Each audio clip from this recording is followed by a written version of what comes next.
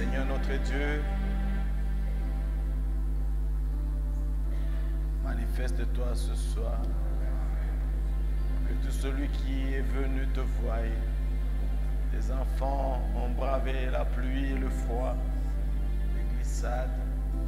D'autres ont abandonné les programmes juste pour écouter ta parole. Alors Seigneur, ne les laisse pas m'écouter. Je n'ai rien de bon à leur donner. Mais si tu m'utilises comme un instrument, ils pourront t'écouter, Seigneur.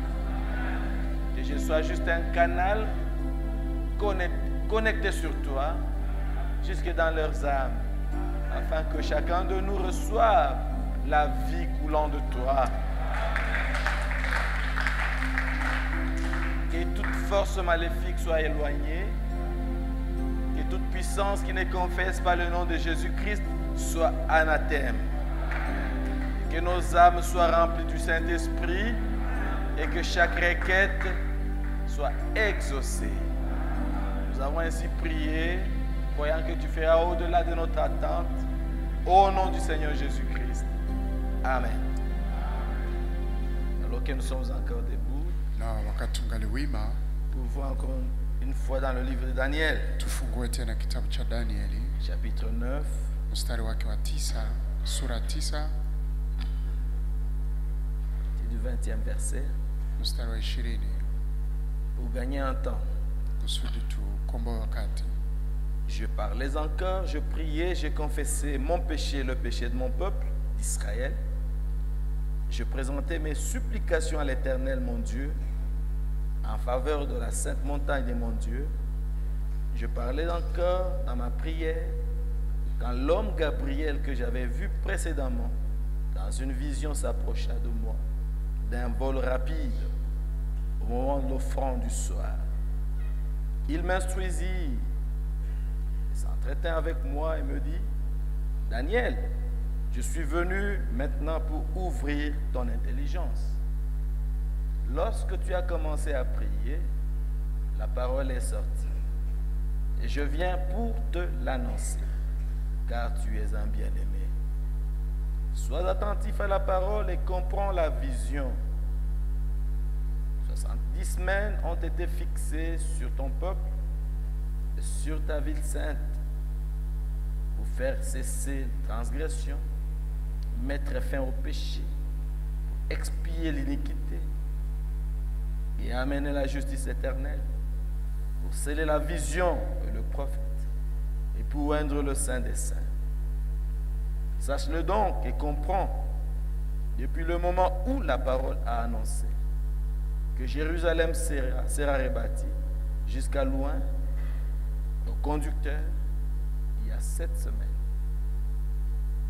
Dans 62 semaines, les places et les fossés seront rétablis, mais en des temps fâcheux. Après les 62 semaines, un oint sera retranché et il n'aura pas de successeur. Le peuple d'un chef qui viendra détruira la ville et le sanctuaire. Et sa fin arrivera comme par une inondation. Il est arrêté que les dévastations dureront jusqu'au terme de la guerre. Il fera une solide alliance avec plusieurs pour une semaine. Et durant la moitié de la semaine, il fera cesser le sacrifice et l'offrande. Le dévastateur commettra des choses les plus abominables jusqu'à ce que la ruine et ce qui a été résolu fondent sur le dévastateur. Amen. Amen.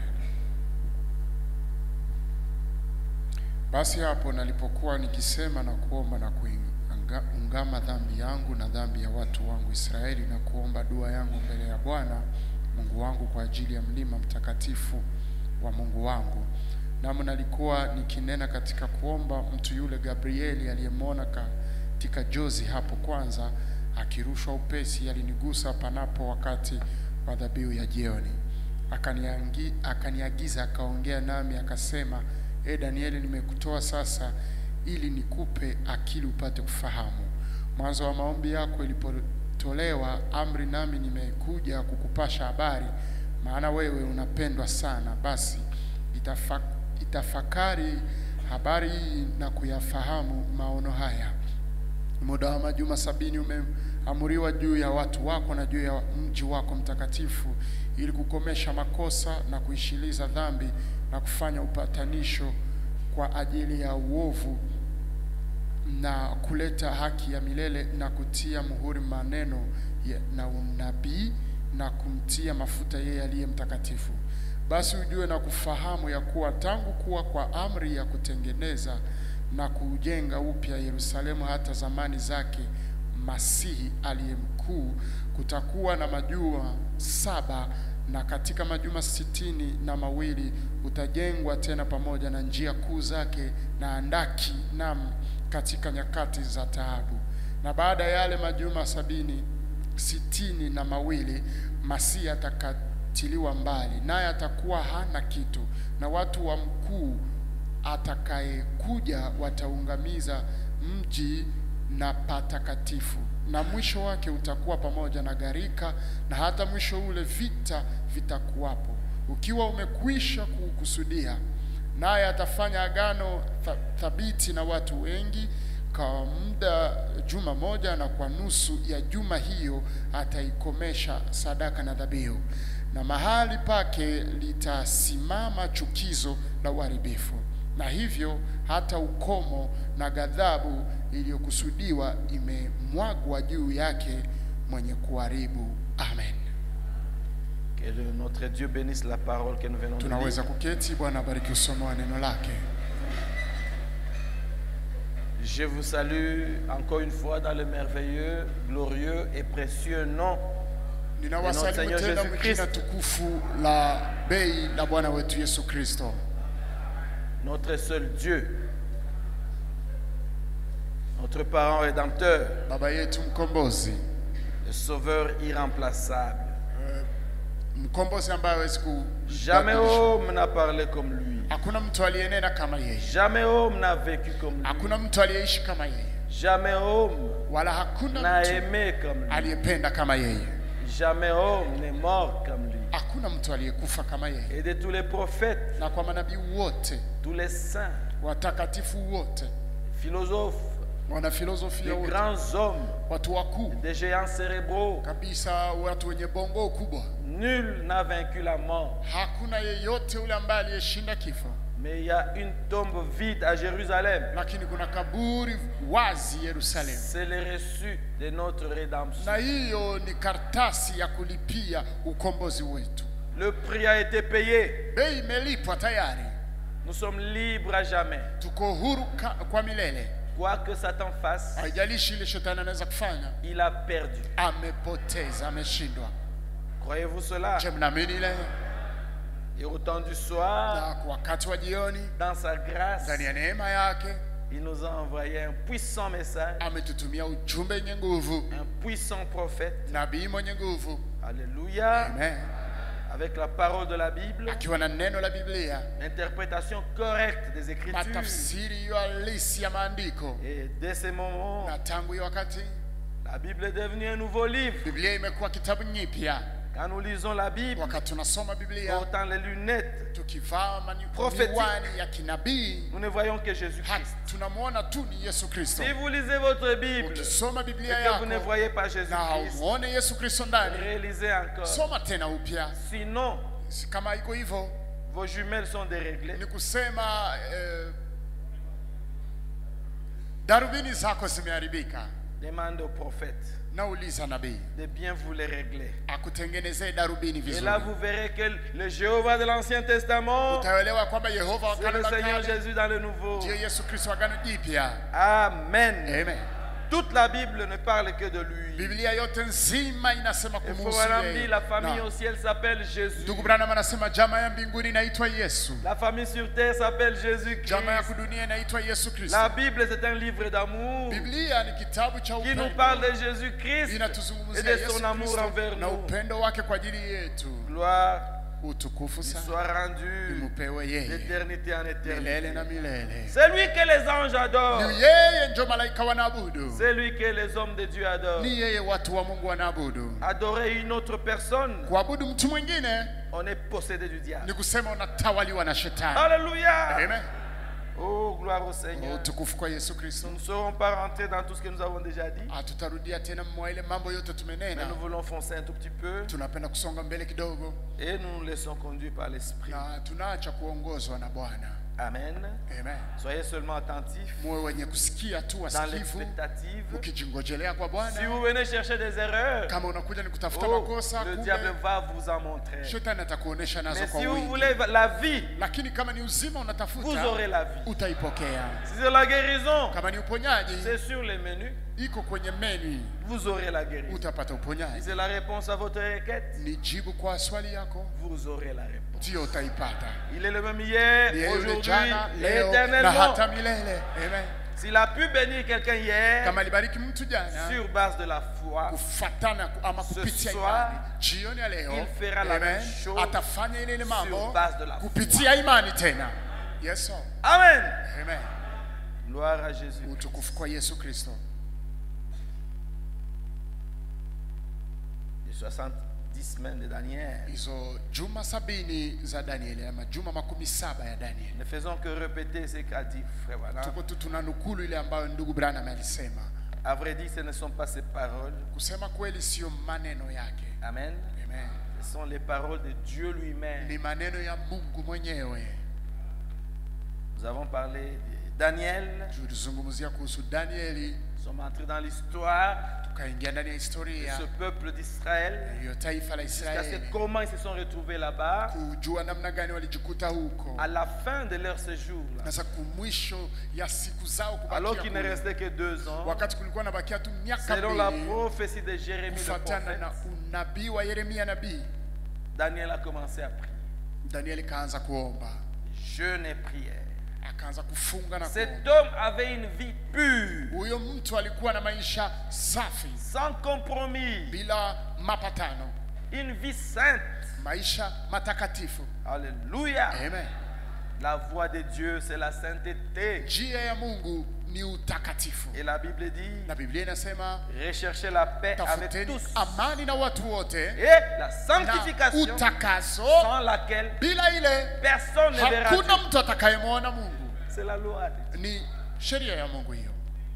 Si tu es en conflit avec quelqu'un, Kama upatane ama uko na kutokusikilizana na Dieu, mtu na unapenda kumwona Mungu, tu ne le verras pas. hautamwona. Tu peux avoir des dons, Unaweza kuwa na makarama mais pas le donateur. lakini hapana mwenye karama, Parce que Dieu, c'est l'amour. kwa sababu Mungu yeye ni upendo. C'est facile d'aimer quelqu'un qui t'aime. Iko rahisi kupenda mtu ambaye anakupenda, Mais quand tu aimes quelqu'un qui peut te tuer, lakini wakati unafikia kupenda mtu mwenye anaweza sans kukuua hypocrisie, bila unafiki tu as yoyote, pitié de son âme unasikilia pécheresse. nafsi yake ya dhambi huruma, Il faut Christ dans le cœur. ile inalomba Kristo ndani ya moyo. L'amour Amen. de Dieu. Upendo wa Mungu. Amen. Amen. Et Frère Branham dit, Ndugu Branham anasema ainsi dit le Seigneur, hivi, asema sans Bwana, l'amour parfait, bila upendo kamilifu nul n'y entrera. hakuna mtu atakayeingia. Yes sir. Amen. C'est la vérité. Gloire à Jésus. Utukufu kwa Nous Yesu. sommes à la fin de l'histoire de Tuko ce kumwisho wa monde. historia ya ulimwengu Nous huu. sommes à la fin de la dispensation des gentils Tuko kumwisho ya nyakati ya watu wa mataifa qui avait commencé avec l'idolâtrie ambayo ilianza na et kuabudu qui se sanamu termine avec na l'idolâtrie. itaisha na kuabudu sanamu. Nous avons lu cela, Tulisoma nous ile, avons prouvé cela. tulionesha Et ile, Frère Branham dit, na ndugu Branham si anasema vous traitez kama ou si mnatumikisha vous m'appelez ama kama le Seigneur mnaniita Jésus-Christ, Bwana Yesu Kristo mimi, vous avez un démon. kumbe uko na pepo. C'est un esprit impur, Tena ni pepo moya buchafu sana, un esprit infâme, tena pepo ya ofyo un sana, esprit sale pepo moya ya buchafu sana du diable. ya kutoka kwa shetani. Et nous Yes, sommes à la fin. na tuko kumwisho Nous devons avoir de tels esprits. na tunaweza kuwa tutaona hiyo maroza vile Ah, c'est normal. ni Mais kawaida. l'épouse Lakini bibi harusi n'écoutera qu'une seule voix. atasikia ni sauti C'est moja la tu, voix du Seigneur. ni sauti ya Il est Bwana. dit dans Apocalypse 22, Na nikiwa ndani ya Ufunuo l'esprit et 22, l'épouse disent, viens Seigneur. roho na bibi harusi wanasema njoo Bwana. L'esprit et l'épouse ont le même langage. Roho na bibi harusi wana lugha ama usemi moja. Tu as un langage contraire, tu n'as pas l'esprit. Ukiwa na usemi ya tofauti ni kusema huna na roho wa Bwana. Amen.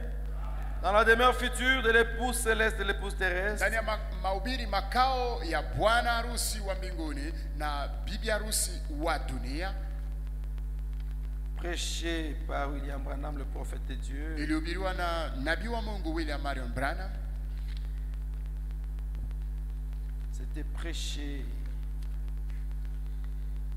le 2 août 64. Ilihubiriwa tarehe 2 mwezi wa 8 mwaka 1964 au Branham Tabernacle, maskani Branham, paragraphe 501.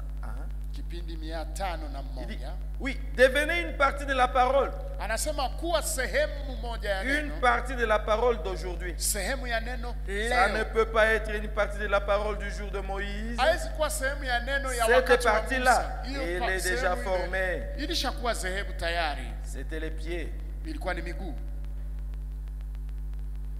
On en est à la tête maintenant. Hapa tulishakuwa ni kukichwa.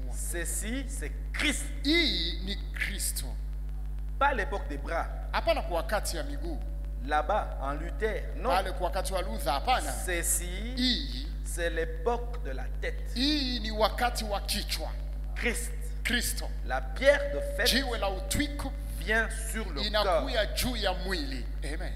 Croyez-vous cela? Je mnaamini ile? Moi, je le crois de tout cœur. Mimi naamini kwa moyo wangu wote.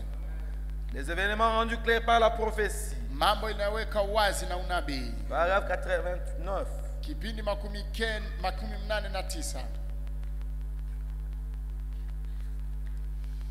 Prêché le 1er août 65. Ilihubiriwa tarehe 1 mwezi wa 8 mwaka 1965. Paragraphe 89. Kipindi 90.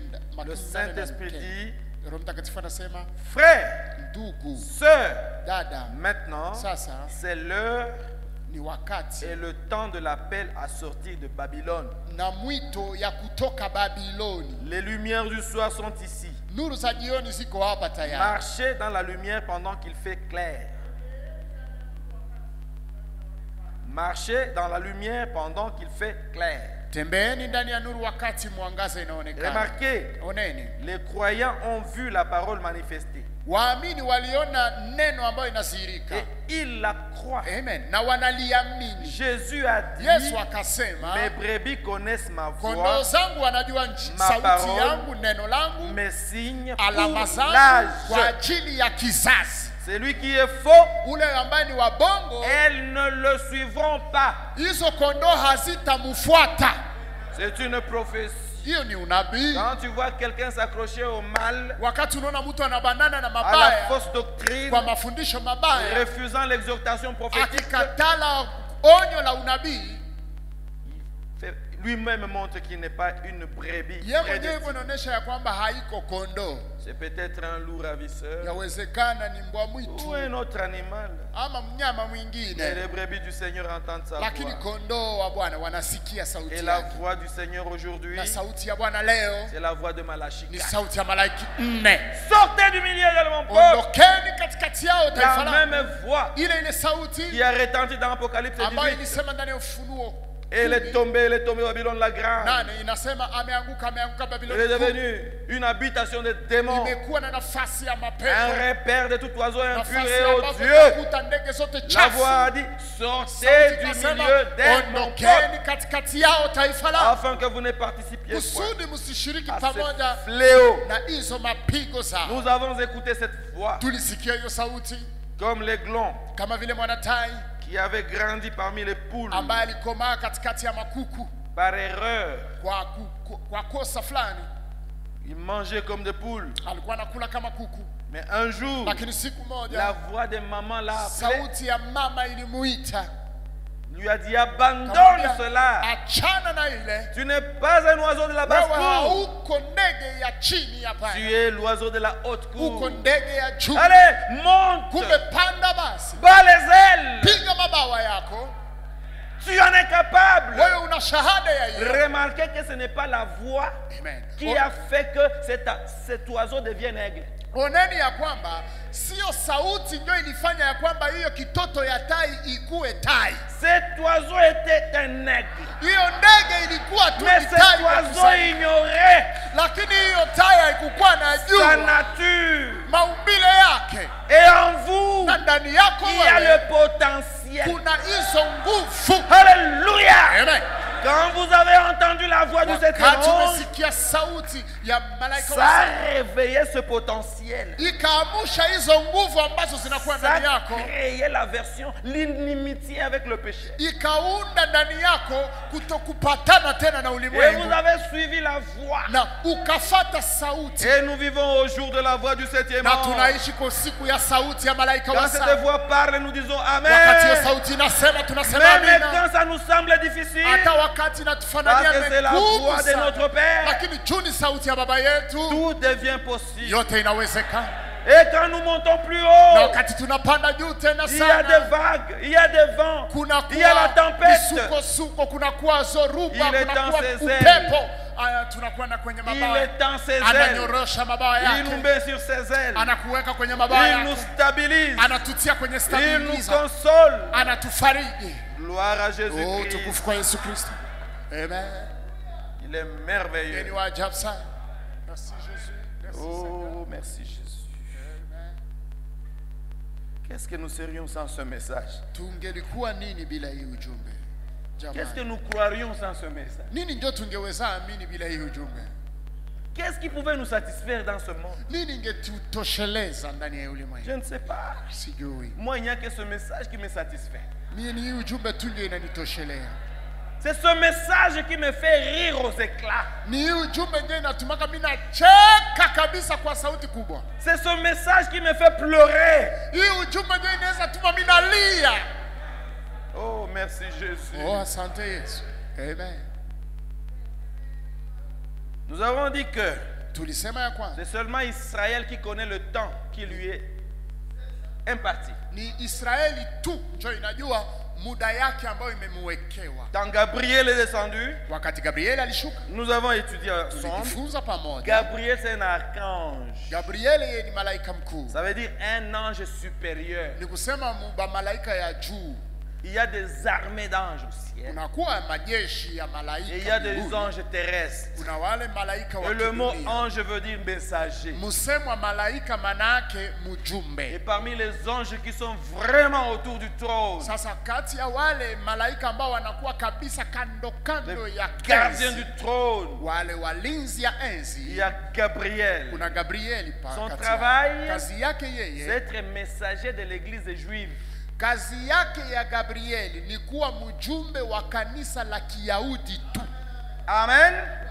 Ce n'est pas un messager de l'église des nations. Yeye Gabrieli si malaika wa kanisa la mataifa. Oh frère, j'ai prié, Gabriel m'a dit. Ndugu mmoja anakaa anasema, "Oh ndugu, nilikuwa naomba kisha Gabrieli akaniambia." Ça contredira quelque part le prophète. Fasi moja itapinga nabii. Parce que Frère Branham dit, Kwa sababu ndugu Branham paragraphe anasema 28, kipindi les 28 6 buts de la visite de Gabriel à hizo Daniel. lengo 6 za Dans kutembelea ce livre, c'est Gabriel. la page 47.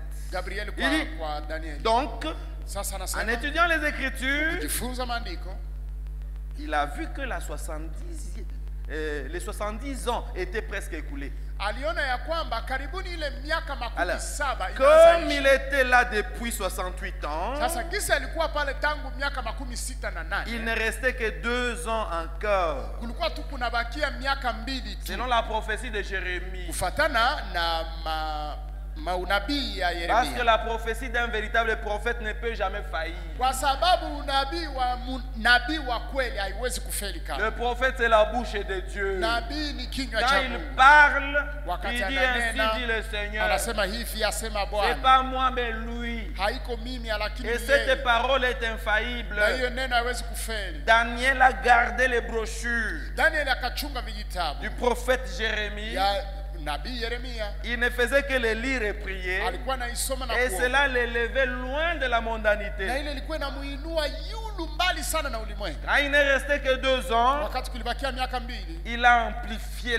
la prière. akazidisha tena Il a maombi. commencé des jeûnes, Akaanza funga, des supplications. Il kusihi. dit Seigneur, Sema Bwana. Jérémie avait dit, Yeremia alisema, nous sommes à 68 ans maintenant. tulishakuwa miaka 60 Il na ne reste que 2 ans unabakia miaka pour que nous 2. puissions retourner à Kusudi Jérusalem. turudie Yerusalemu. Notre ville a été démolie. Mji wetu Notre ulibomolewa. temple a été démoli. Hekalu letu libomolewa. Notre peuple n'existe presque plus. Taifa letu iko kama vile haikuwa Nous tena. sommes oubliés. Tumesaulika. Qu'est-ce que tu en penses? Unawaza nini basi Toi Bwana? qui ne peux pas faillir. Wewe ambaye hawezi kufeli. Alléluia. Amen. Quand il a commencé à prier, Alianza kuomba. sa prière a plu au Seigneur. Ombi lake likamfurahisha. Nous avons vu le mardi. Tuliona siku ya pili. Depuis qu'il a commencé la prière, Tangu tu alianza maombi. la réponse est sortie. Jibu ikatoka. Mais la réponse était bloquée. Lakini jibu ilikuwa imefungiwa Pourquoi? fasi. Juu ya nini? Parce que l'ascension du Seigneur n'était pas encore là. Kwa sababu kupanda ya Bwana Yesu ilikuwa yafanyika. C'est l'ascension de Jésus qui avait purifié l'atmosphère. Ni kupanda ya Bwana Yesu ndio iliwezaka De kusukula manière que même ce soir, Namna hata magharibi ya leo. la prière que tu fais maintenant, Ombi yenyewe unaweza kutoa sasa c'est leo. le réseau local. Ni kama vile unaita tu RTL Allô Jésus, unaita alo Yesu, allô mon fils. alo mtoto wangu. C'est direct. Iko pale pale kabisa. Alors il a fallu que Saidibidi ya kwamba Michael descende Mikaeli ashuke pour aider un peu pour que le message aille vite chez Daniel. asaidie kusudi ujumbe mfikie haraka Et Frère ndani. Branham dit, Ndugu Branham anasema pale Michael veut dire Mikaeli ni kusema semblable à Dieu.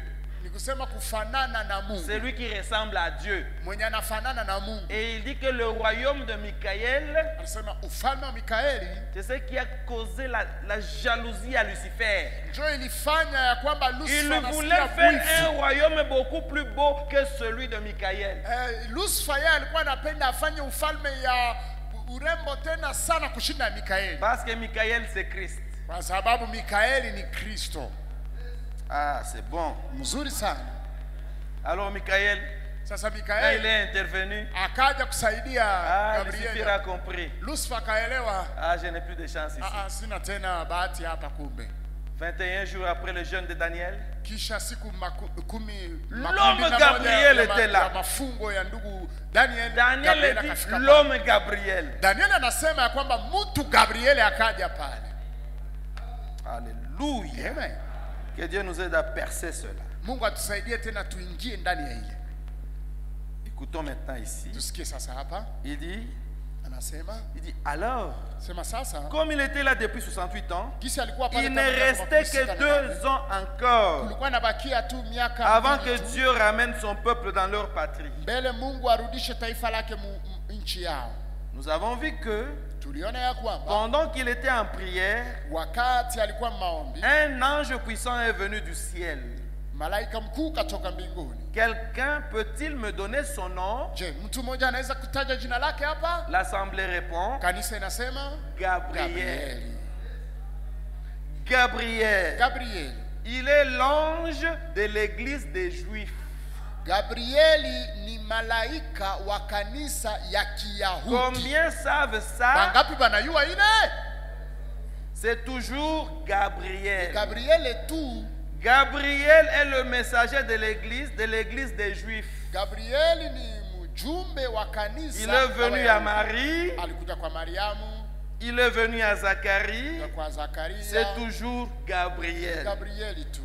Il est l'un des grands anges du ciel. Ni mmoja wa malaika wakuu wa mbinguni. Et n'est-ce pas qu'il a apporté à notre frère Daniel une merveilleuse salutation? Alimuletea ndugu yetu Daniel jambo ama salamu ya ajabu de la part de Dieu. kutoka Mungu.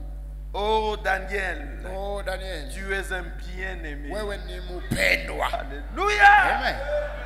Frère, ça encourage. Ndugu ile inatia moyo. Quand tu pries Wakati unaomba et que Dieu dise, na Mungu aseme, j'ai bien capté. nimesikia. Tu es un bien-aimé. Wewe ni mpendwa. Ça donne une joie ineffable. Unasikia furaha usiyofasiria. Amen. Amen. Donc là, nous comprenons que Gabriel, c'est l'ange de l'église juive. Pale tunaelewa ya kwamba Gabrieli ni malaika wa kanisa la Kiyahudi. Amen. Frère Branham parle des autres anges. Ndugu Branham anazungumzia malaika wengine. Il parle par exemple d'absinthe. Anazungumzia kwa mfano absent. Vous pouvez le lire dans Apocalypse 8. Unaweza isoma ndani ya Et que c'est Ufunuo l'ange qui apporte le malheur. Sema yeye ni malaika ambaye analeta tu ole Et yeye. c'est absinthe qui avait apporté les déluges. Ni absent ndio aliletaka garika Au temps de Noé. wakati wa Nuhu. Amen. Michael, lui, Mikaeli yeye c'est la guerre. yeye ni vita tu. Alléluia. Et c'est un roi parce que la Bible dit son royaume est invincible. Na Biblia inasema kwamba ufalme wake hauwezi kutikiswa. Et Branham dit Na ndugu Branham anasema Michael was Christ. Mikaeli yeye alikuwa ni Kristo. Ah, ça j'aime. Hiyo naipenda sana. Vous allez trouver que dans certains livres, Mtaona ya kwamba mvitabu on vimoja vous parle de Raphaël. wanakuzungumzia kuhusu Rafaeli. C'est dans le livre de Tobie. Ni mkitabu ya Tobi.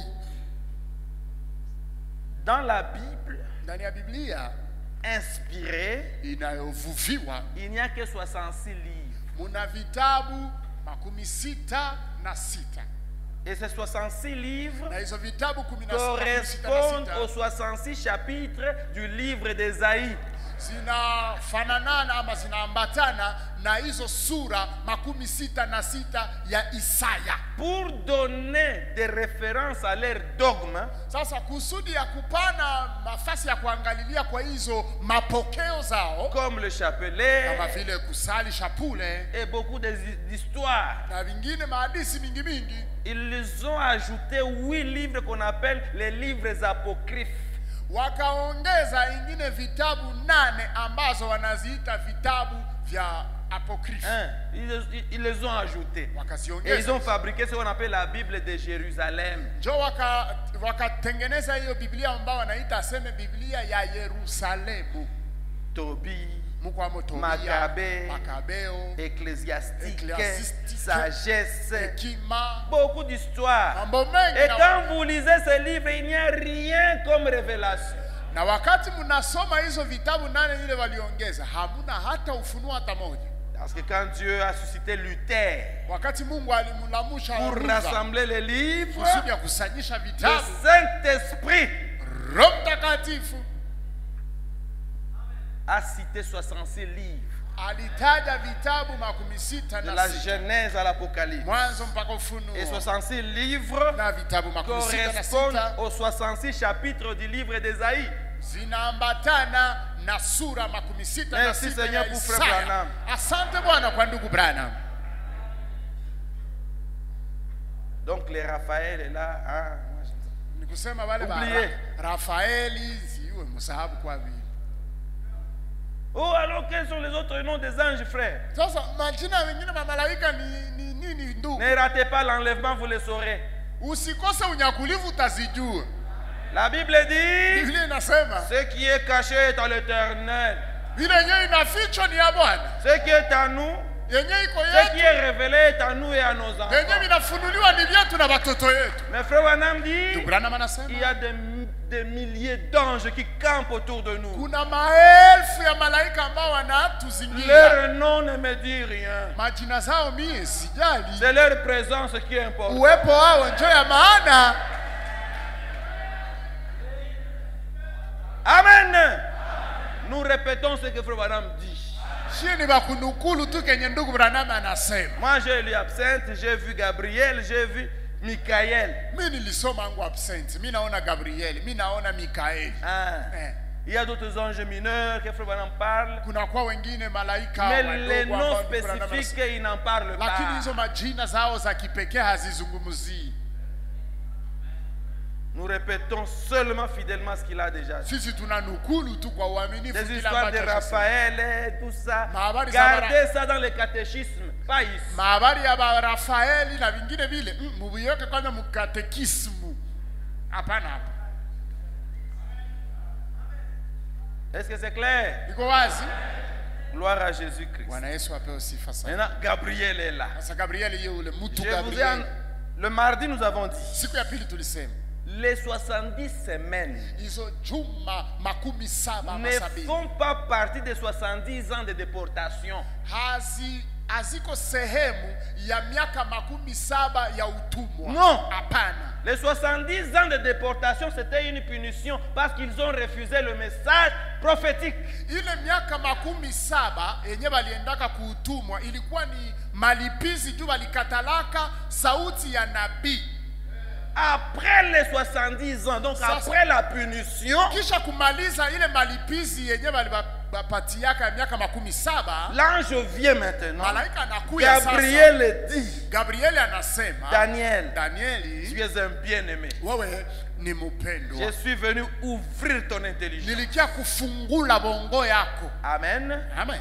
Donc après cette punition, Kisha malipizi ya miaka 17, Israël Israeli aura 70 semaines. atakuwa na juma 70 ama 17 ingine.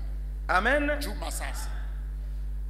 De la fin des 70 ans Sasa kumwisho ya 17 ya miaka jusqu'au millénium, mpaka millennium, Israël n'aura que 70 semaines.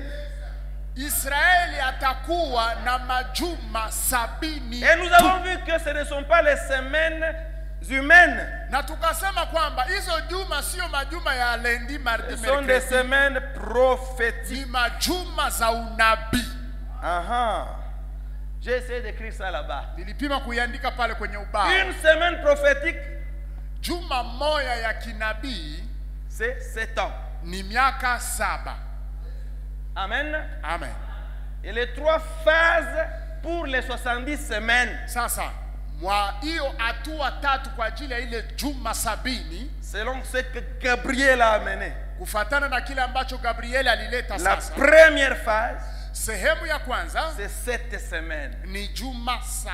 Ça veut dire 7 fois 7. Ni kusema juma moja ni miaka 7, unafanya tena na 7 ndio Ça inapana fait 49 ans. miaka 49 ama 49. Ok. Sawa. Deuxième partie, Sehemu ya c'est pili 62 semaines. ni juma 62. Si vous calculez 62 fois 7, Ukifanya ile 62 fois 7, vous avez 434 ans. unapata miaka 433. Et la dernière partie, Sasa sehemu ya mwisho c'est la sasa ya dernière tatu semaine. ni ile juma ya Ou mwisho la moja na bakia 70e semaine. ama juma ya 17. C'est 7 ans. Ni miaka 7. Mais cette dernière semaine a été divisée en 2. Ile juma moja enye ilibakiaka ya miaka 7 waligawanya. Il y a 3 ans et 6 mois Kunakuwa miaka 3 na miezi 6 où le Messie est en train de prêcher. ambamo Masia iko C'est lui anahubiri. le ouin. Yeye njo yule Nous mpakaliwa. verrons cela. Ile tutaiona baadaye tena. Amen. Après 3 ans et demi de son ministère, Kisha miaka 3 na nusu ya huduma wake j'ai mis la croix là-bas. nikatia msalaba pale. Ah, on l'a crucifié. Wakamsulubisha. Un ouin est retranché. Mpakaliwa Et akaondolewa. il n'a pas de successeur. Na hana wa kumkomboa hapana. Pourquoi? Juu ya nini? Dieu avait un plan sur toi et sur moi. Mungu alikuwa na mpango kwako wewe na mimi. Il devait avoir une épouse. Ilibidi apate bibi harusi. Mais une épouse des nations. Lakini bibi harusi wa mataifa. Or, il est le Dieu d'Israël. Japo yeye ni Mungu wa Israeli. Il a fait l'alliance avec Abraham. Alifanya agano pamoja na Abrahamu. Nous autres, nous étions étrangers dans l'économie. Shie wengine tulikuwa ndio wageni Nous muuchumi. n'avions pas de droit de cité en Israël. Hatukukuwa na haki ya na makao C'est Israeli. grâce au mariage Lakini kwa ajili ya ndoa qu'une femme des nations peut trouver grâce. njo mwanamke wa mataifa naweza pata et neema avoir l'héritage en Israël. na kupata urithi mu C'est la Israeli. loi de Dieu. Ile njo sheria ya Alors Mungu. Dieu, Sasa Mungu il a aveuglé son propre peuple akafanya taifa lake liwe kipofu qui ne voyait pas le Messie. wasimuone Ils Masihi, l'ont traité d'imposteur. wakasema ni msema bongo, Ils l'ont insulté. wakamutukana Ils les kisi ont appelé walipenda. Jésus Belzéboul. Wakamuita Yesu Beelzebub, Ils l'ont appelé fils illégitime. wakamuita mwanaharamu. Pourquoi? Juu ya nini? Pour que Juu là au calvaire, pale Kalvari le bandit de droite, ule jangiri wa kungambo ya kuume qui était un homme des nations, ambaye alikuwa mtu wa mataifa trouve le salut. apate uokovu. Amen. Alors que l'autre qui était à gauche était en train d'injurier Jésus, Japo ule alikuwa kushoto na alikuwa anamtukana Yesu, celui de droite a dit, toi tu parles comme un insensé. wao kuume akasema wewe uko naongea kama vile mpumbavu. Nous sommes des voleurs, des bandits, Sisi ni des besi, brigands. wajangiri, Nous wakuu wa méritons watu. notre sort. Tunastahili Mais ce type n'a rien fait. lakini huyu mtu akufanya kitu. Qu'est-ce qu'il a fait? Alifani, Et puis il dit, lakini anasema Seigneur, Bwana, ne m'oublie pas usinisahau quand tu seras dans ton royaume. wakati utakuwa mfalme wako. Et Jésus le regarde, Yesu anamwangalia les yeux tournés vers la droite. na macho kuangalia kukuume. Aujourd'hui même, Leo tu seras avec moi dans le paradis. utakuwa pamoja nami ndani ya La paradiso. grâce est ouverte pour les nations. Amen. Neema inafunguliwa kwa watu wa mataifa. Hallelujah. Amen. Et le Romain là, Na ule il a mwanarudi jeté sa lance akatupa tena pour mkuki yake percer le cœur du Seigneur. kusudi ya kutoboa moyo wa Bwana. L'eau est sortie, Maji ikatoka, le sang est sorti, damu ikatoka, la vie est sortie. uzima Et ikatoka. pour qu'il y ait la naissance, Na kusudi kuwe il y a la kuzaliwa poche des eaux, kunakuwa mfuko ya maji il y a le inapasuka, sang, kunakuwa damu, et il y a le cri, la vie qui kisha est là. kunakuwa kulalamika ya mtoto. C'était la uzima naissance uko de pale. l'épouse. Amen. Ilikuwa ni kuzaliwa kwa bibi harusi, C'était comme Adam, kwa kama vile Adamu quand il n'avait pas de femme. wakati hakukuwa na mwanamke. Qu'est-ce que Dieu avait fait? Nini Mungu alifanya? Il l'avait endormi. Akamulalisha usingizi, Et de lui, na kutokea yeye sa côte, hiyo ubavu wa il a sorti l'épouse. akamutosha bibi Quand harusi. Adam a regardé, Wakati Adamu alitizama, cette fois-ci, mara hapa voici l'os de mes os. oneni La chair de ma mifupa chair. yangu, mnofu wa minofu yangu. Frère Branham dit dans le chef d'œuvre, Ndugu Branham anasema ndani ya kile kipeo ça se mahubiri répète, inarudilia leo Jésus tena. regarde Yesu à la anaangalia fin des âges, mwisho wa vizazi, anasema fois-ci, marahaba, voici ona l'os de mes os, mifupa la yangu, chair de ma chair, Mwili wa mwili wangu. l'esprit de mon roho wa esprit. roho yangu.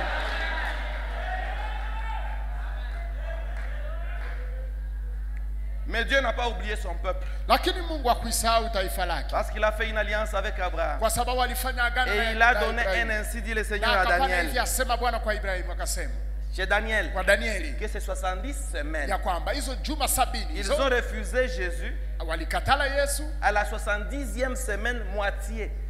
katikati ya juma ya makumi Donc saba. Dieu est resté endetté. Ni kusema Mungu akabakia na deni, Il leur doit 3 ans et demi.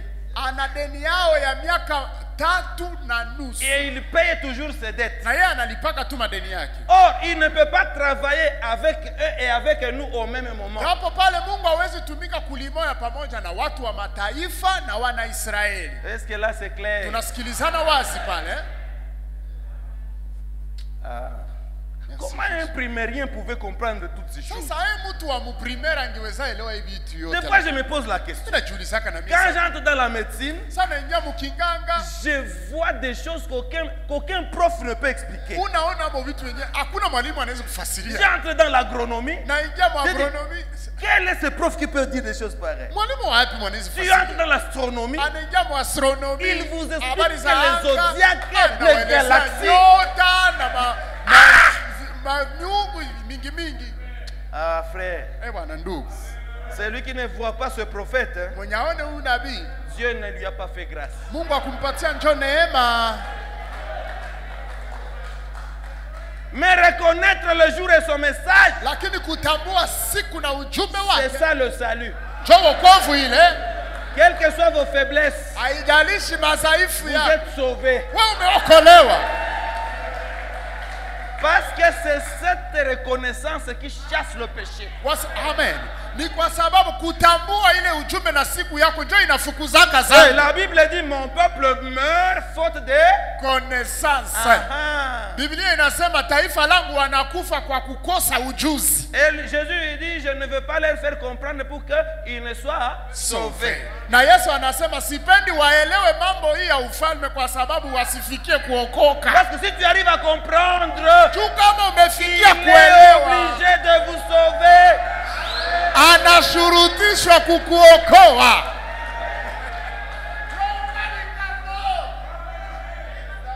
Et il dit dans Daniel 12.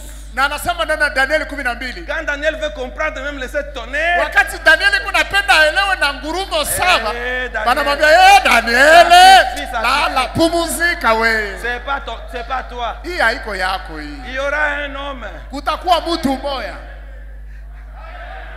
Il y aura un homme. Ndio kutakuwa mwanaume mmoja. Naîtra au Kentucky. Atazaliwa huko Kentucky. Un homme spécial. Mtu wa kipekee.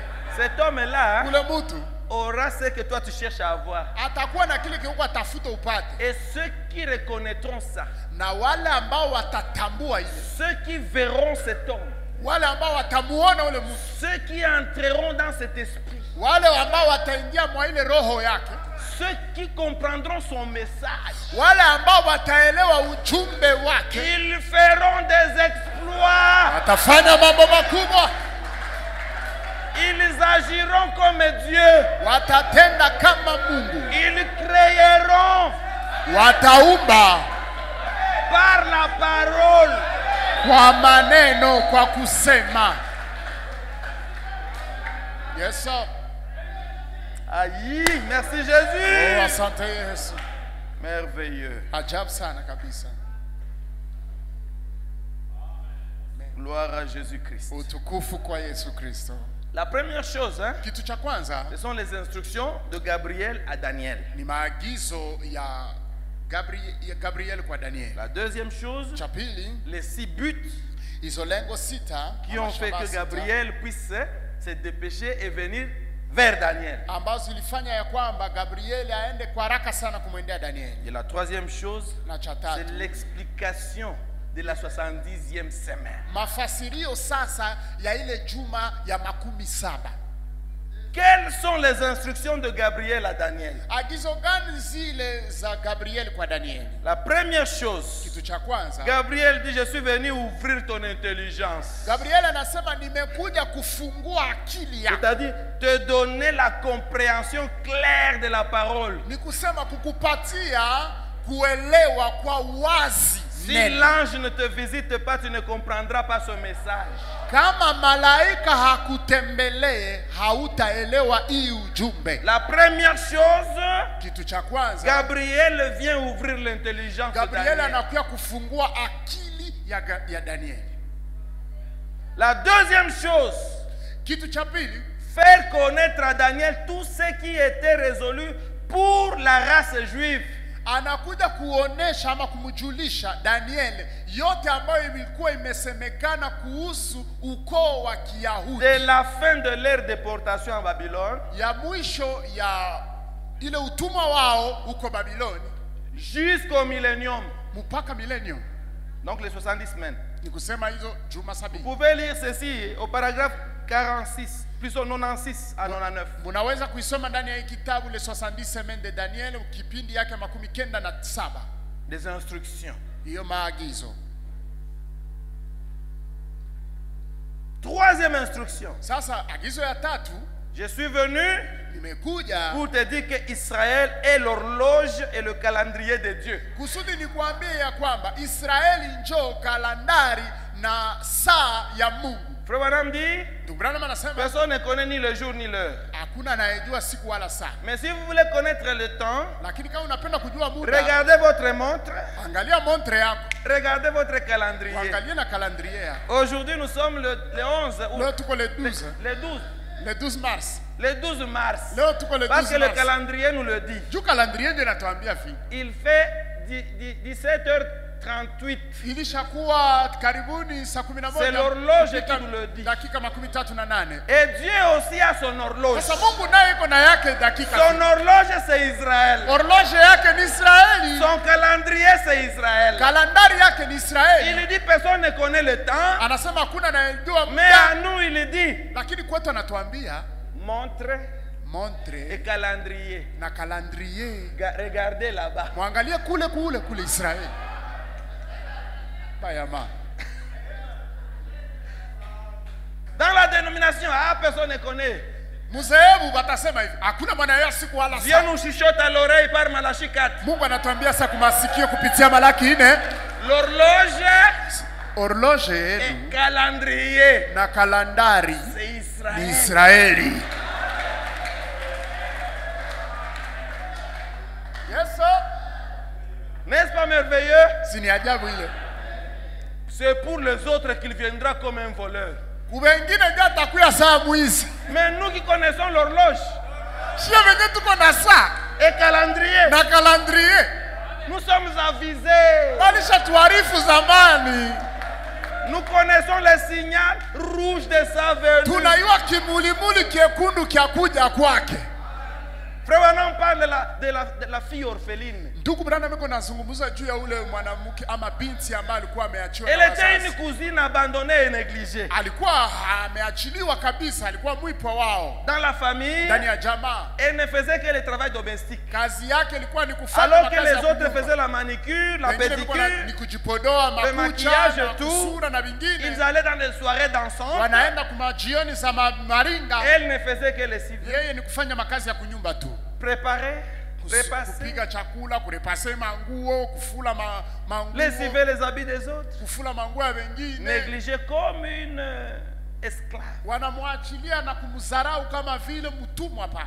Un patron, Bwana mkubwa mmoja, le fils du grand chef du ranch, mtoto wa bwana mkubwa wa hiyo alikuwa na hiyo nafasi il yake. était fatigué avec ses filles qu'il voyait en ville. Alikuwa amechoka sana kuona wale mabinti wa Il dit, buchi wa. j'aimerais trouver une épouse.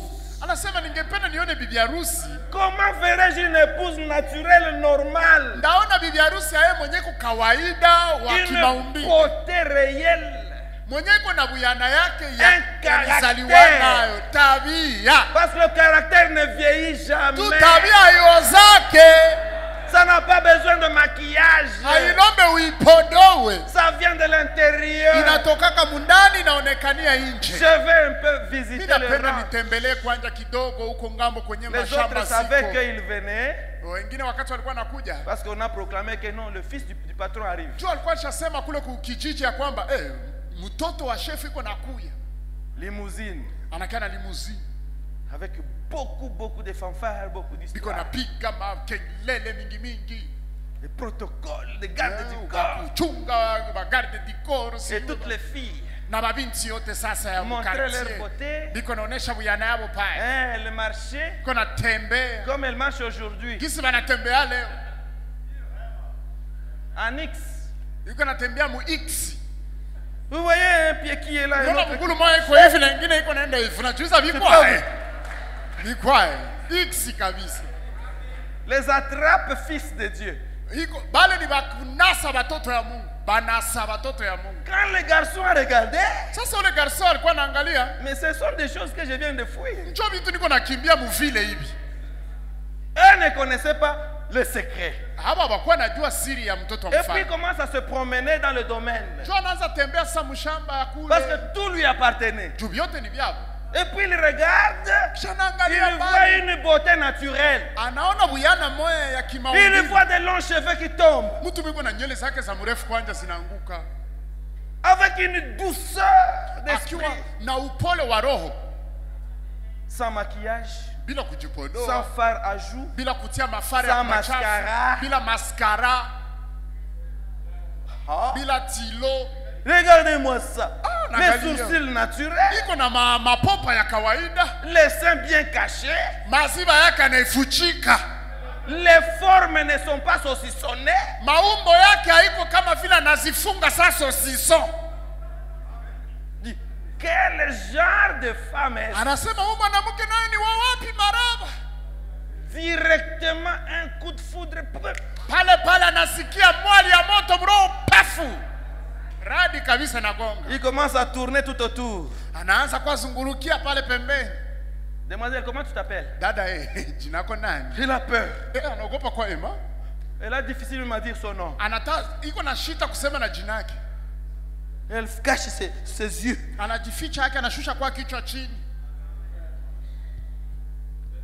Alléluia!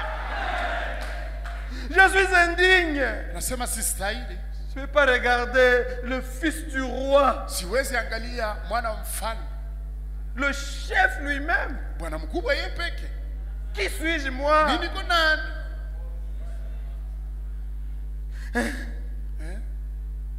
Regarde-moi. Uniangalie kwa nje Pourquoi tu n'es pas comme les autres? Joni ni wao kwa sababu wengine. Parce que ça ne m'intéresse pas. Sema mimi si biangaikie sana. Je préfère la beauté intérieure. Alors là, à l'intérieur, le cœur de ce jeune homme, j'ai trouvé.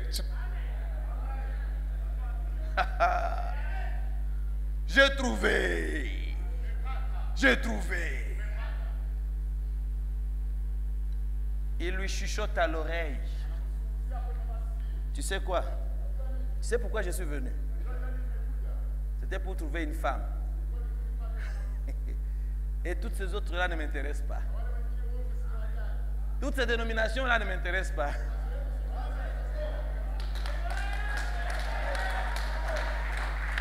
C'est toi qui viens de répondre à mon profil.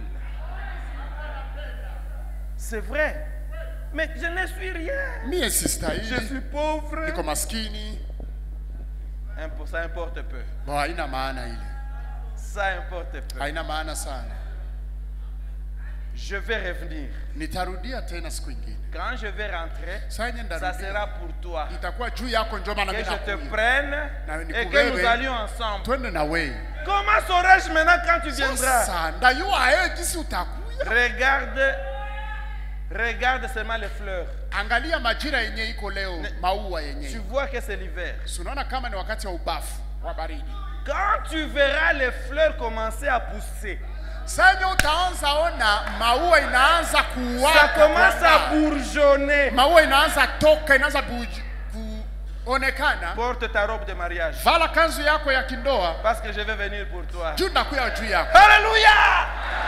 Et c'était resté un secret. Na ikabakia siri. Chuchoté à l'oreille. Enye balimwambilia ndio kumasikio. Et Jésus a fait la même chose. Na Yesu naye alifanya vile. Les autres se demandent comment. Bengine biko aye.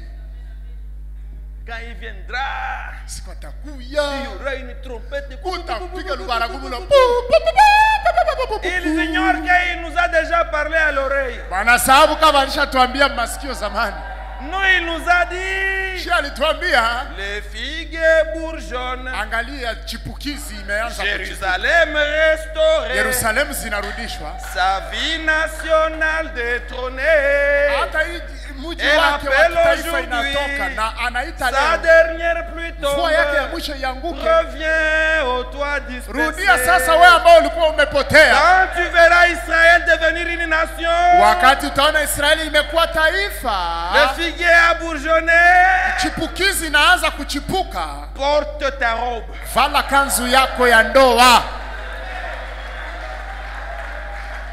Alléluia. Et cette robe, c'est la parole, les œuvres justes des saints, toute la parole, la plénitude. Pas une parole qui laisse les saints dehors. Ça nous couvre. Alléluia. Amen. Hey. Chaque soir, kila magharibi il va regarder. anaenda angalia. Je regarde un peu les signes. Ngwaniangalia alama. Et qu'est-ce que Trump fait là-bas? Trump iko nafanya nini kule?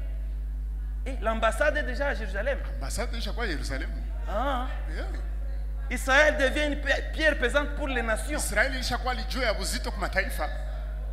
Les bourgeons. Chipukizi ziko zinaonekana. Les figues bourgeons. Chipukizi zinatokea. Jérusalem restaurée. Yerusalemu imerudishwa. Le drapeau de David flotte. Bendera yake ilishaanza kupeperuka pale. Avec les 6 coins. Na hizo kona sita hizo. Une armée forte. Jeshi kabisa yenye nguvu. Ils ont la bombe atomique. Wana bomu ya kiatomu. Et frère Branham dit, Branham anasema l'uranium qu'ils ont, uranium ambao Israeli iko nayo, le monde entier ne l'a pas.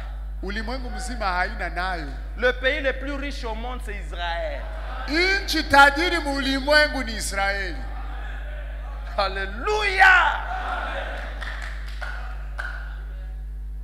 Une poignée de gens mais qui gouvernent des millions de gens. Ni kasehemu kadogo ka watu hivi lakini wanaongoza watu mingi sana. Est-ce que vous comprenez ces choses? Unaelewa ili nasema? Donc, l'ange est venu dire à Gabriel, sema tunarudia, malaika Gabriel akaja kwa Danieli. Dans mes instructions, kwa hizo je maagizo viens te dire, Israël c'est l'horloge et le calendrier de Dieu. Israeli njoo saa na kalendari ya Mungu. Ça c'est le paragraphe 113. Hii ni kipindi 113. Quatrième chose. Cha nne. Gabriel lui dit, Dieu ne traite avec Israël et ne la bénit jamais tant qu'elle n'est pas dans sa patrie. Anamwambia Mungu hawezi tumika na Israeli wala kuibariki kama haiko ndani ya nchi yake. La bénédiction d'Israël est conditionnée par sa présence dans sa patrie. Baraka za Israeli ziko wako shurti ya kusema akuwe kwanza ndani ya nchi yake. Amen. Frère Branham dit ici, les instructions de Gabriel à Daniel, dans ce livre, page 31,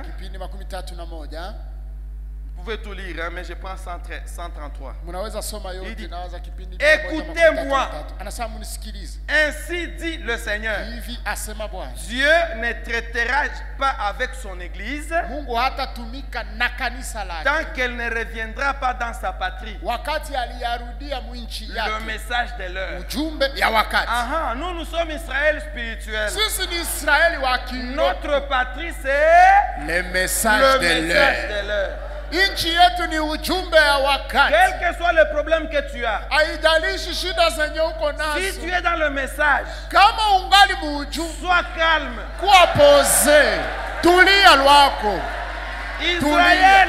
Israël, quelles que soient ses erreurs, tant qu'il est dans sa patrie, Dieu est là. Et Dieu dit maudit soit celui qui l'a maudit.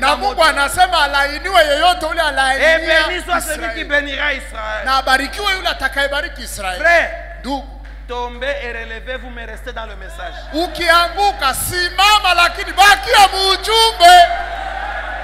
N'abandonnez jamais ce que Frère Branham a dit. Notre patrie, c'est le message de l'heure. Frère Branham dit, ainsi dit le Seigneur. Dieu ne traitera pas avec son église tant qu'elle ne reviendra pas dans sa patrie. Le message de l'heure. Revenez à l'original. Laissez tomber vos idées méthodistes, presbytériens, des pentecôtistes, des assemblées, des unitaires, des trinitaires, de la quintuplicité. Et quoi encore? L'église de Dieu, les Nazaréens, les pèlerins de la sainteté, l'église de Christ, tous des mouvements antichristes. Hizo zote ni ma movement za kupinga Kristo. Et je me rends bien compte Na ninaelewa ya que kwamba ceci va partout dans le monde. mina yua mzuri kwamba hii mahubiri yangu iko naenda fasi yote kulimwengu. Tous dans l'erreur.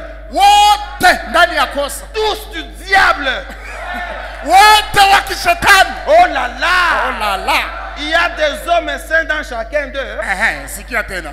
Mwa ile mafasi yote kuko amo watu watakatifu. Il y a des gens saints dans chacun de ces mouvements. Kuko amo watu watakatifu mwa ile Mais mouvement. l'organisation elle-même n'est pas de Dieu. Lakini sehemu yeye yenyewe haiko ya Mungu. Et Dieu ne la bénira jamais. Na Mungu hata libarikia kamwe. Il ne l'a jamais fait. Hayawahi kuifanya. Baya. Hey, paragraphe 135. Kipindi 130. Dernier partie dit, Dieu ne bénit jamais Israël tant qu'elle n'est pas dans sa patrie. Mungu habariki Israeli wakati yoyote hayaingia muinchi yake. Pas de bénédiction en Égypte. Hakuna baraka Misri. Pas de bénédiction au désert. Hapana baraka mu Pas de Israeli. bénédiction à Babylone. Mujangwa hakuna baraka mu Babiloni. La bénédiction, Baraka c'est en Canaan. ni ndani ya Kanani. Et en Canaan, il n'y a pas d'échec. Kanani hakuna kushindwa kule. Hey.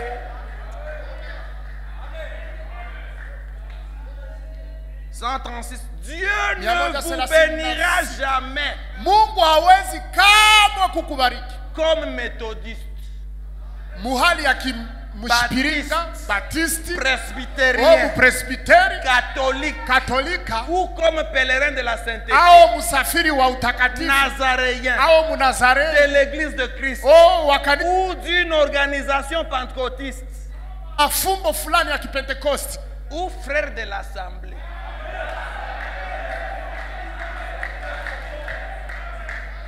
Sur cette voie-là, il ne vous bénira jamais.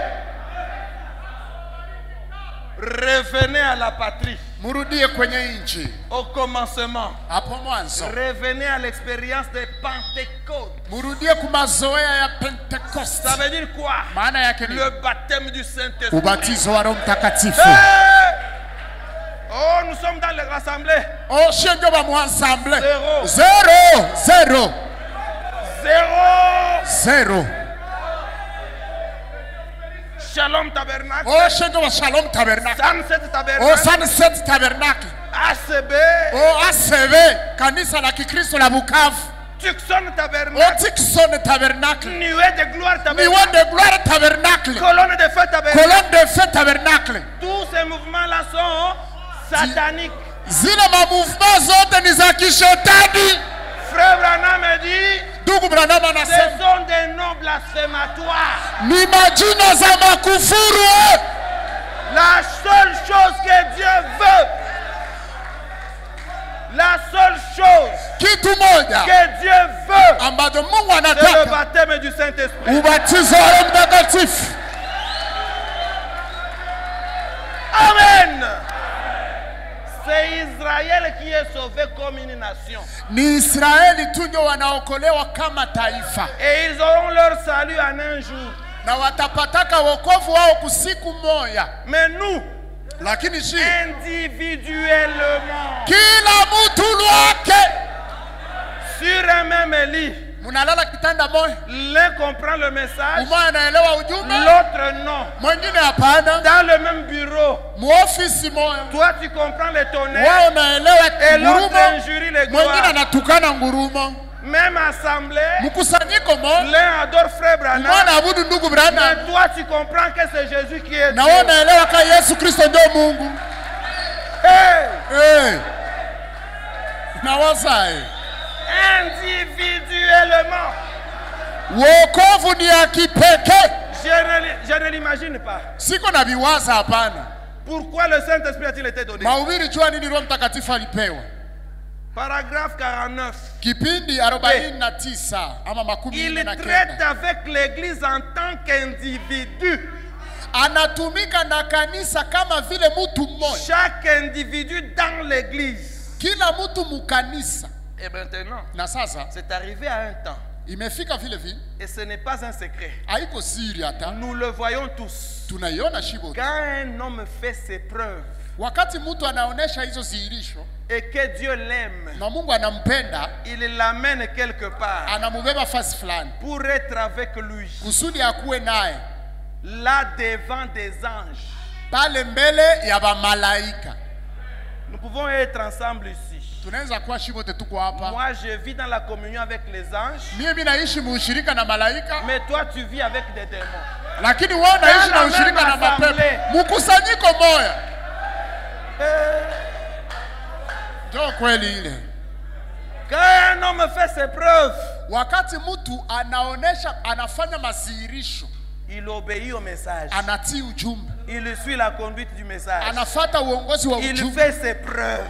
Anaonesha hizo Dieu l'élève. Mungu anamuinua. Il l'amène quelque part. Anamubeba fasi fulani. Pour être avec lui. Kusudi ya kuwa pamoja naye. Là devant des anges. Pale mbele ya malaika. Il fait quelque chose pour lui. Anamufanyizia kitu fulani. Il l'élève. Anamuinua. Là-haut dans la présence de Dieu. Ule juu ndani ya uwepo wa Mungu. Et il lui accorde des dons. Na anamupatia makarama. Et le remplit. Na anamujaza. Amen. Amen. D'abord élevé. Kwanza na kuinua. Dans le Saint-Esprit. Ndani ya Roho Mtakatifu. Et après il te donne des dons. Baadaye nakupatia makarama. Mais si tu as des dons avant de monter, lakini ukishakuwa na makarama mbele ba kuinua, tu es malheureux. Uko mwenye ole. Tu es comme Lucifer. Uko sa Lucifer. Tu es comme Balaam. Unakuwa sa Balaam. Tu es comme Caïn. Uko sa kama Kaini. Avec des voix audibles. Masauti ya kusikilikana ya Mungu. Balaam avec des visions. Sa Branham. Balaam avec des visions. Balaam alikuwa na maonyo. Comme Simon le magicien. Sa vile Simoni ule magicien. Hebu. Un petit don, l'orgueil. Kakarama tu kadogo kiburi, mabega unapandisha. Qui t'a dit que le don te rend spirituel? Nani alikwambia aseme kama ukishakuwa na karama maana yake wewe c'est ni kiroho? Le Saint-Esprit. Ni Roho Mtakatifu. Le Saint-Esprit. Roho Mtakatifu. Frère Branham dit, même si tu n'as aucun don, hata kama una si tu as l'amour divin, kama uko na upendo wa kiungu, le Saint-Esprit, Roho Mtakatifu, voilà le candidat qui va au ciel. Ona kandidati ambaye anaenda mbinguni. Et il dit, anasema, je préfère avoir une assemblée où il n'y a aucun don. Ningelipendelea niwe na kusanyiko wenye hamuna hata karama moja. Mais les gens sont remplis du Saint-Esprit. Lakini watu wamejawa na Roho Mtakatifu. Tu es en train de poignarder John. Uko pale uko naingiza ndugu John kisu. Tu attends que ta vision de sa mort s'accomplisse. Uko nachunga aseme onyo ya kukufa yako wewe yenyewe ulipata ionekane ifanyike. Ça c'est quel âge ça? Ni kizazi ya yeye. Oh frère, moi j'ai vu le frère Joseph mourir. Oh ndugu, mimi niliona ndugu Joseph anakufa. Tu écris? Na unaandika. Tu attends l'accomplissement. Uko nachunga itimilike. Tu n'as pas Dieu. Hauna Mungu. J'ai dit encore tu n'as pas Dieu. Mimi nasema mzuri hauna Mungu. Frère Branham me dit, tu te jetterais dans la brèche. Utajitupa ndani ya pengo. Seigneur, sema Bwana, je refuse. Mimi nakataa.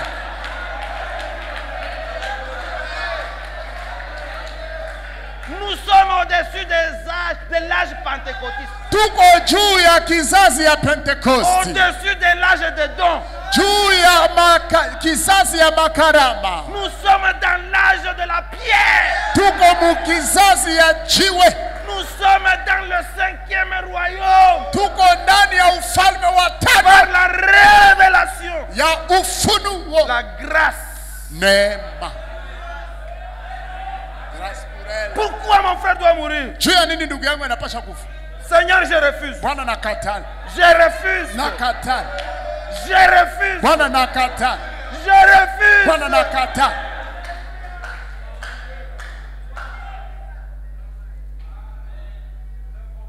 Attends seulement que sa sœur meure pour dire j'ai un don frère. J'avais déjà vu ça. Niko nachunga sasa dada yake akufe ndio aseme nina karama mimi nilikuwa nishaona ile mbele. Je l'avais déjà vu frère. Je l'avais déjà vu. Nilikuwa nishaiona mimi muono. Sorcier. Uko tu mulozi kama una habari. Mulozi ile. Moi, quand je vois quelque chose de malheur comme ça, Mi wakati mimi naona kitu ya ole vile, le sommeil part, usingizi inakwepa, l'appétit s'en va. sina tena onjo ya chakula. Je suis malheureux si mon frère n'est pas heureux. Mimi niko mwenye ole kama ndugu yangu haiko heri. Et je le répète encore. Nairudilia tena. Un ciel sans mon frère, je n'en veux pas. Mbingu bila ndugu yangu siipendi. Dieu reste avec ton ciel si tu ne donnes pas aussi à mon frère. Mungu ubakie na mbingu yako kama uipatie ndugu yangu naye. À quoi me sert d'être heureux seul? Itanifalia nini niwe mwenye heri mie peke? C'est malheureux d'être heureux seul. Iko ole kuwa mwenye heri we peke. Si tu n'as pas ce sentiment-là, rentre à la croix. Kama hauna na hiyo nia, rudia kumsalaba. Si j'avais le temps, j'allais vous donner beaucoup de citations. Ningelikuwa na wakati ningewashushia tena vitaje vya nabii tena vingi. Mais le Saint-Esprit est ici. Lakini Roho Mtakatifu iko hapa. Pour vous faire comprendre. Kusudi ya kuelewesha. Et vous dire ce que je n'ai pas dit. Na kuambia ile ambayo sikusema. Si nous voyons le frère Manu là-bas, kama tunaona ndugu yetu Manu pale, c'est un miracle vivant. Si ni muujiza ambayo inasimama. Je ne pouvais pas l'appeler pour lui dire ce qu'il attendait là-bas où il est parti. Singemuita kumwambia kile ambayo kilikuwa na mungojea kule kwa alienda. Mais je suis resté à genoux. Nikabakia kwa magoti. Seigneur, je refuse. Bwana nakataa. Je veux le revoir. Napenda kumuona tena.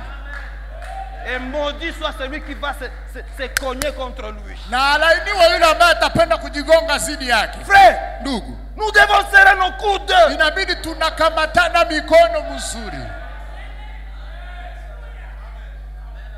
Une équipe mal formée. Munakuwa timu ambao mmefunzwa vibaya. C'est quoi ça? Nini basi? Quand c'est frère Jojo qui est la balle, tu veux la lui ravir. Kama ni ndugu Jojo ndio na kabubu unapenda mnyang'anya hiyo juu ya nini? C'est moi qui devrais bien faire ça. Oh, mimi ndio ningelifanya mzuri Tu kumshinda. as un démon. Uko ndio na pepo. Voilà même pourquoi vos dons sont faux. Na karama yako ni ya bongo. Et Dieu vous cause la honte avec des faux dons. Na uko napatisha haya na hiyo karama za bongo. Parce que vous n'avez pas le Saint-Esprit. Tu hauna Roho Mtakatifu. Tu as vu frère Gade mourir? Uliona ndugu Gade anakufa? Galpin. Unaandika sasa. Niko na chunga itimilike. Tu n'as même pas honte. Hauna tana haya. Au lieu de décréter un jeûne. Bari ya kuanza kufunga chakula. Au lieu de faire comme Josué. Bari ufanye kama vile Yoshua. Seigneur, Bwana, nous sommes dans notre patrie. Tuko muinchi yetu. Nous sommes en Canaan. Tuko Kanani. C'est la marche parfaite. Ni mwenendo kamilifu. Tu as promis. Uliahidi. Il n'y aura pas de dispensaire. Hakutakuwa Il dispensaire. n'y aura pas de mort. Hakutakuwa kifo. Il n'y aura pas d'échec. Hakutakuwa kushindwa. Comment 36 frères sont morts? Watu 36 wamekufa.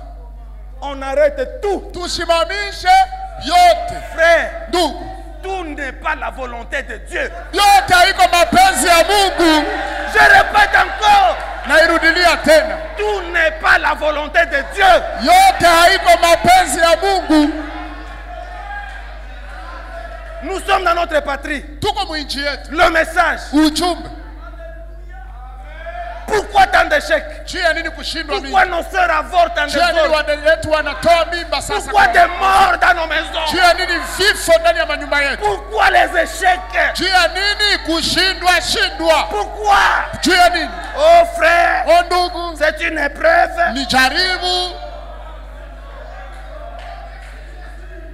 Aujourd'hui je vous dis, les épreuves sont rares. Majaribu ziko haba. Sont rares. Ziko haba. Et quand ça vient c'est pour vous fortifier. Na wakati jaribu inakuja ni njia kututia nguvu. Depuis que tu as cru épreuve. Kujaribu. Non. Hapana. Non. Hapana.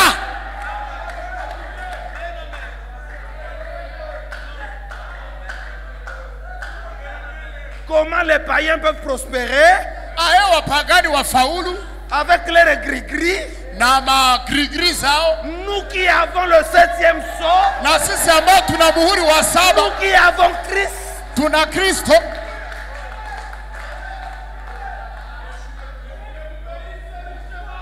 Vous prenez un frère, vous prenez un autre frère.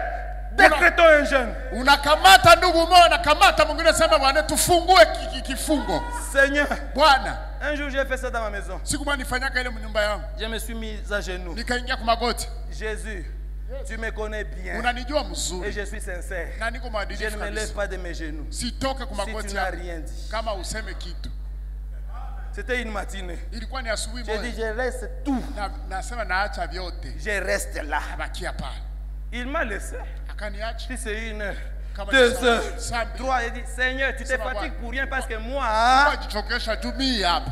je m'en moque. Sibanduke, sijali. Après ce temps-là, Kisha ile masaa yote Dieu a parlé. Mungu akasema. Je sais que même si je ne dis rien, tu vas rester là jusqu'au soir, même la nuit. Mimi na yeye kama hata siseme kitu pale, utabakia mpaka magharibi mpaka usiku. Parce qu'il voit le cœur. Jua anaona moyo. Et il a fait descendre la réponse. Akashusha jibu, Et il a libéré son enfant. akafungua mtoto wake.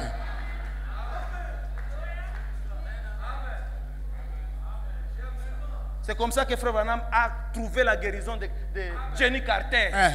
Njo vile ndugu Branham alipataka uponyaji ya dada Jenny Il est allé dans la brousse. Akaenda Il est mpole. resté là. Kabakia Les moustiques, Mamusiki zikaanza. Muluma les épines, anasikia mamiva. les choses qui lui faisaient sortir de l'eau. Anasikia vitu Il a dit, vinamtosha maombi. Satan, Anasema shetani, quoi que tu fasses, haizuri vya utafanya. j'attends la Mimi niko vision. nachunga ono hapa. Jusqu'à ce que Paka il gizi était perdu dans la prière. akapotea mu maombi. Et la vision est venue. Njo ono ikakuja. Une fille qui avait déjà fait 8 ans sur le lit. Mtoto alikuwa alishafanya miaka 8 kukitanda. L'ombre d'elle-même. Alishakuwa mfupa na ngozi. Dieu lui donne la conduite. Mungu anampatia uongozi. Il vient maintenant. Anakuya sasa. Ainsi dit le Hivi Seigneur. asema Bwana. Lève-toi. Simama. Frère Branham se repose.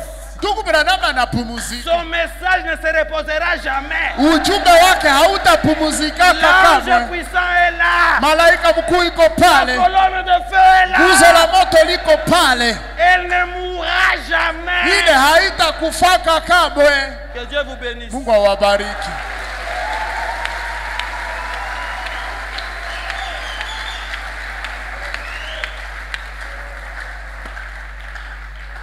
Frère, Ndugu, je suis jaloux. mimi niko na wivu Quand je lis Frère Branham, wakati nasoma quand ndugu j'écoute les Branham. bandes, je Nasikia dis Seigneur, sema Bwana. non, Hapana. c'est pas ce que tu as promis. Haiko njoo uliahidi hivi. Pourquoi je ne vois pas ces choses? Jua nini misione hii mapa? Pourquoi, Seigneur? Jua nini Bwana? Si mes péchés sont pardonnés, Kama dhambi zangu zimesamehewa. si tu m'as agréé, Kama umenikubali. montre-moi là où je n'ai pas prêché comme lui. Unionyeshe basi kwenye sikuhubiri saa yeye. Montre-moi là où j'ai commis des erreurs. Je vais me repentir même en public. Unionyeshe pale kwenye ambapo nimekosea, nitubu S'il mbele ya faut que watu. je voyage pour aller arranger, je vais le faire Kama partout, itabidi Seigneur. nisafiri kwenda kutengeneza, Parce nitaifanya que Frère Bwana. Branham a dit Ndugu Branham que alisema ce message hii ujumbe ne connaîtra pas d'obstacle. haitaona kufeli. Pas d'obstacle, Frère Joseph. Hakuna vizuizo ndugu Pas Joseph. d'obstacle, James. Ndugu James, hakuna vizuizo. Pas d'obstacle, Kirango Hakuna, Jojo. hakuna Non. mtumishi wa Mungu Jojo, hakuna vizuizo.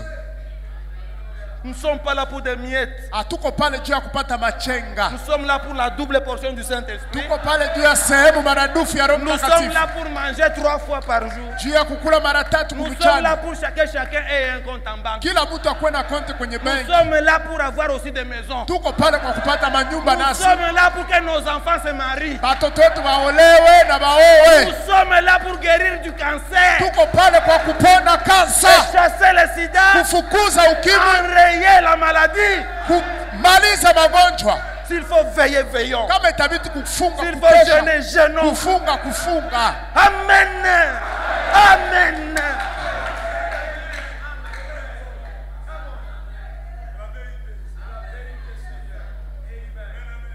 Frère, Ndugu, je préfère mimi naweza furahia que mimi toute mon énergie se termine à la chair nguvu yangu yote ishie kumimbani, plutôt que de perdre mon énergie dans le péché. pari ya kupoteza nguvu zangu ndani ya dhambi. Mais ce Jésus doit quitter encore l'histoire. Lakini ule Yesu anapasha toka tena historia, Parce que Frère Branham, kwa sababu ndugu Branham alisema, il l'a dit. alisema. Il celui qui vous dira que Frère Branham est mort, na watakwambia kama ndugu Branham alikufa, c'est un menteur. ni msema Parce que Frère bongo. Branham ne mourra plus. Ndugu Branham hatakufa tena, Il est mort alikufaka en Christ. ndani ya Kristo, Il est ressuscité akafufuka spirituellement. mukiroho, Il vit en Christ au repos. anaishi ndani ya Kristo mu C'est mapumziko, son corps qui se repose. mwili yake njo inapumuzika.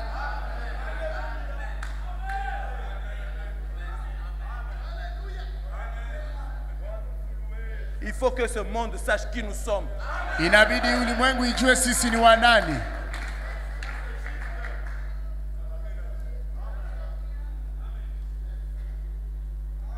Sœur, Dada, n'aie pas honte. usisikia Si c'est un péché, arrange ça. kama ni zambi, tengeneza, Arrange. tengeneza ndugu. Si tu es à Cannes de l'église, Kama wewe ndio wakani wa kanisa, arrange ça. tengeneza. Tu as caché un lingot d'or, Umeficha lengo le ya manteau de Shinéar. hiyo koti ya Tu Shinea, as trompé ta femme. umedanganya mke Frère wako. Branham me dit, Ndugu Branham anasema c'est toi qui amènes les échecs dans l'église. wewe njoko naleta kufeli mkanisa, Et tu seras tenu responsable. na wewe utajibu. Mais maintenant, Lakini sai si tu promets à Jésus kama unaidia Mungu, et tu dis Seigneur, c'est sema fini, Bwana, kunaisha, je comprends qui je suis. naelewa mimi ni Je nani, vais tout mettre en ordre. ndaweka Car yote ce kwa message mstari, ne connaîtra pas d'échec. kwa sababu hii ujumbe Tant que haitaweza je suis dans kufeli. ma patrie, Wakati yote niko ndani ya nchi c'est un yangu, pays où coule le lait et le nchi ambayo miel. mnamwagika asali na maziwa, Aucun Amoréen, hakuna Mwamori, aucun Jébusien, hakuna Myebusi, personne, hakuna mtu même yeyote, les fils de Gath, hata watoto wa Gati ne m'empêcheront pas de hawatanizuia saisir ma montagne. kukamata mlima wangu. Alléluia. Comme Caleb, Kama vile Kalebu il a dit, asema, Josué, Yoshua, le prophète Moïse a dit Nabii Musa alisema que Hébron m'appartient. Hebroni ni yangu. Josué l'a regardé. Yoshua akamwangalia. Josué, c'est le Saint-Esprit. Yoshua ni Roho Mtakatifu Et Moïse, c'est le prophète. na Musa ni nabii. Moïse a dit Musa que alisema Hébron, ya kwamba c'est ma Hebroni ni montagne. mlima wangu, Et Josué a béni Caleb. na Yoshua akambariki Kalebu. Vas-y, Akamwambia wende, reprends ta wende montagne. kamata mlima Il y wako. avait les géants, Kulikuwa majitu le wa fils huko, de Gath. watoto wa Gati. Caleb les a égorgés. Kalebu akawachinja wote, Et il a récupéré sa montagne. akachukua mlima wake, Une montagne fertile, mlima ambao ulikuwa na udongo nzuri avec de l'eau douce. na maji matamu Oh, mazuri. alléluia! Frère, Ndugu, quel que soit ce géant, haijalishi majitu gani, dis à Josué ce soir, ambia Yoshua leo, Saint-Esprit, Roho Mtakatifu, tu es là, uko pale, tu me regardes, unaniona, tu me connais. unanijua. Frère Branham a dit, Ndugu Branham alisema, Frère Branham a dit, ndugu Branham alisema dans Job, le serviteur de ndani ya Dieu, Ayubu mtumishi wa Mungu que le mahubiri, chrétien ne connaîtra pas de perte. kwamba Mkristo atahomba, Je paye ma dîme. nalipaka chekumi yangu. Dis ça à Josué maintenant. Ambia hayo Roho Mtakatifu Yoshua leo. Josué, Yoshua, Saint-Esprit, Roho Mtakatifu, Frère Branham a dit ndugu Branham que alisema dans ce message, ndani ya il ujumbe n'y aura pas d'obstacle. hakutakuwa vizuizo.